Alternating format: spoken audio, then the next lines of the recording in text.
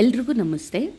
ಇವತ್ತು ಮಗುವಿಗೆ ಒಂದು ಆರೋಗ್ಯಕರವಾದಂಥ ಮನೆಯಲ್ಲೇ ಸೆರೆಲ್ಯಾಕ್ ಮಾಡುವಂಥದ್ದನ್ನು ನಾನು ವಿಡಿಯೋ ಮಾಡ್ತಾ ಇದ್ದೇನೆ.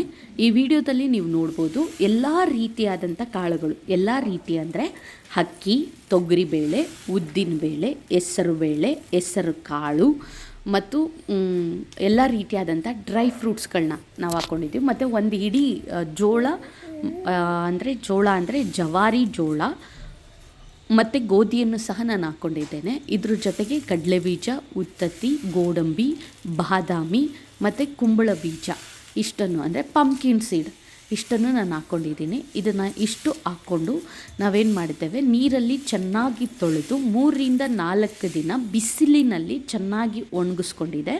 ನಂತರ ಈಗ ಅದನ್ನು ನಾವೇನು ಮಾಡ್ತಾಯಿದ್ದೇವೆ, ಸಮ ಪ್ರಮಾಣದಲ್ಲಿ ಎಲ್ಲವನ್ನು ಹುರ್ಕೊಂಡಾದಮೇಲೆ ಸಮ ಪ್ರಮಾಣದಲ್ಲಿ ಮಿಕ್ಸಿಗೆ ಹಾಕ್ಕೊಂಡಿದೆ.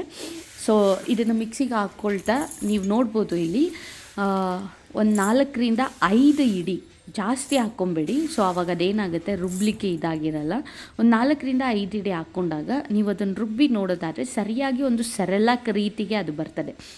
ಸೊ ಸೆರೆಲ್ಯಾಕ್ ರೀತಿಗೆ ಅದು ಬರುವಾಗ ನೀವೇನು ಅದನ್ನು ಒಂದು ದೊಡ್ಡ ಪಾತ್ರೆಗೆ ನೀವು ಅದನ್ನು ಟ್ರಾನ್ಸ್ಫರ್ ಮಾಡಿಕೊಂಡು ಪರಿಪೂರ್ಣವಾಗಿ ಎಲ್ಲವನ್ನು ಮಿಕ್ಸ್ ಮಾಡ್ಕೊತಾ ಎಲ್ಲ ಆದಮೇಲೆ ಒಂದು ಗಾಜಿನ ಬೌಲ್ ಅಥವಾ ಸ್ಟೀಲ್ ಬಾಕ್ಸಲ್ಲಿ ನೀವೇನು ಮಾಡ್ಬೋದು, ಇದನ್ನು ಸ್ಟೋರ್ ಮಾಡಿ ಇಟ್ಕೊಳ್ಬೋದು. ಇದನ್ನು ಮಾಡುವಂಥ ರೀತಿ ಹಾಲನ್ನಾದರೂ ಬಳಸ್ಬೋದು ಅಥವಾ ನೀರನ್ನಾದರೂ ಬಳಸ್ಬೋದು. ಸೇಮ್ ರಾಗಿ ಗಂಜಿ ಯಾವ ರೀತಿ ಮಾಡ್ತೇವೆ ಅದೇ ರೀತಿಯಾಗಿ ಇದನ್ನು ನಾವು ಮಾಡ್ಕೋಬೇಕಾಗ್ತದೆ.